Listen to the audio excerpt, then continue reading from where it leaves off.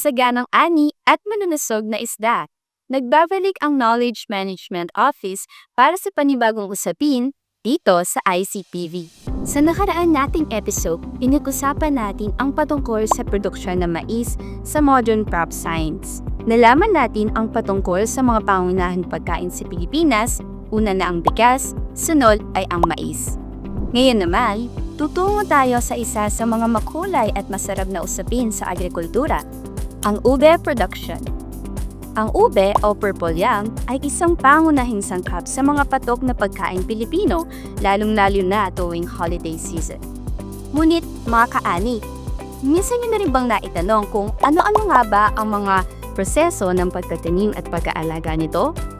Tara at samahan ninyo kami at ating alamin.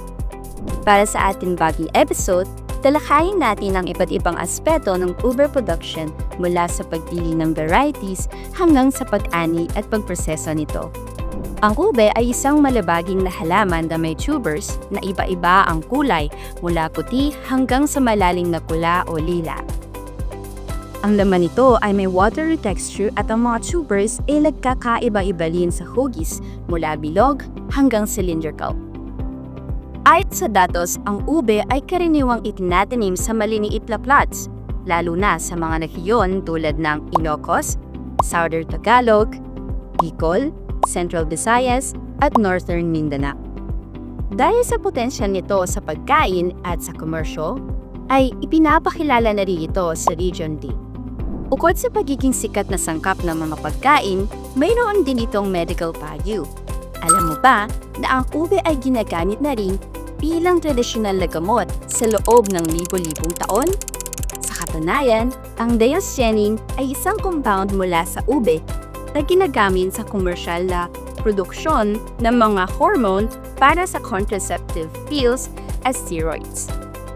Ang dioscorin naman na makita sa mga tubers ay ginagamit sa tradisyonal na Chinese medicine para sa liver at kidney disorders. Mayroon din itong antifungal properties sa balat nito na ginagamit para sa pamamahala ng mga sakit na ube. Ang ube po ay mayaman din po sa tinatawag po nilang antioxidant po. Ito po ay maaaring kainin po ng mga halimbawa na lang po. May diabetic po tayong mga kapwa Pilipino. Pwede po nila itong kainin bilang nilaga or steam na ube. At ito po ay mayaman po sa carbohydrates din. Ito po isang magandang pinagkukuhanan po ng vitamins and minerals. Ang ube po pag madalas din po na itong kinakain, ito po ay nagpapalakas din po ng ating immune system.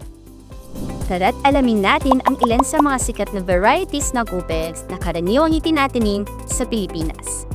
Una na dito ay ang original kilampat. Ito ang pinakapopular at standard na uri ng ube, lalo na sa Bohol. Ang kulay nito na deep purple o red purple ay ang pinakakilala at ginagamit sa halos lahat ng mga ube-flavored products. Ito ay tinutukoy ng marami kapag sinasabing true ube. Kabusok. Ito naman ay isang uri ng ube na may puting laman o white-fleshed. Kilala ito sa pagiging malalaking tubers. Tamisa. Ito naman ay may reddish na balat at puting laman na natural na matamis. Inana. Kilala naman ito sa pagkakaroon ng creamy white-fleshed at elongated na tubers.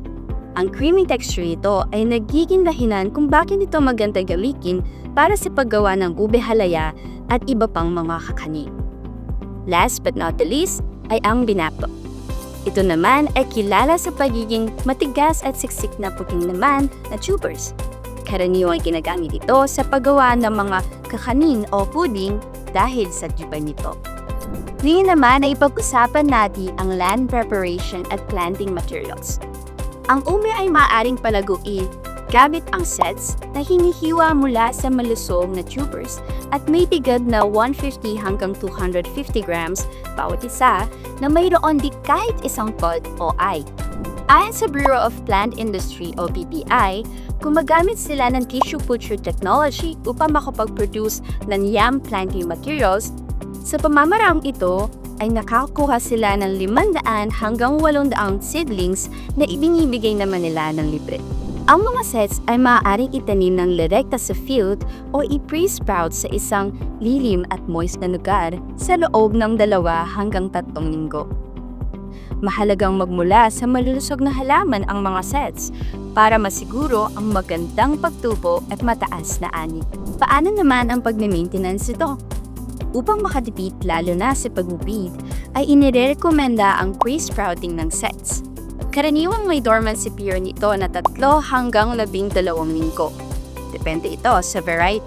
Para mapabilis ang pagtubo at maputol ang dormancy, maaaring ibabad ang tuber sa Chloricot chloride solution sa loob ng 24 oras. Sa ganitong paraan, ang dormancy ay maaaring mabawasan mula sa 3 buwan hanggang sa 1 buwan na lamang. Ang pagtatanim ay karaniwang isinasagawa sa pagitan ng Marso at Mayo o sa simula ng tag-ulan dahil nangangailangan ng kupe ng sapat na moisture sa early growth stages nito. Para mapanatiling moist ang lupa at mapigilan ang pagtubo ng damo, ay mahalaga ang pagmamulch gamit ang dahon, tangkay o damo na inilalagay sa lupa pagkatapos ng pagtatanim. Isa sa mga pinakamalalang sakit ng ube ay ang anthracnose. Upang maiwasan ito, ay maaaring mag-spray ng fungicide o compost tea.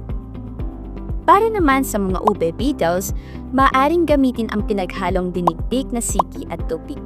Kung wala ng ibang magiging suliranin, ay handa ng anihin ng ube, lalong-lalo na kapag ang mga dahon nito ay naninilaw at natutulo na.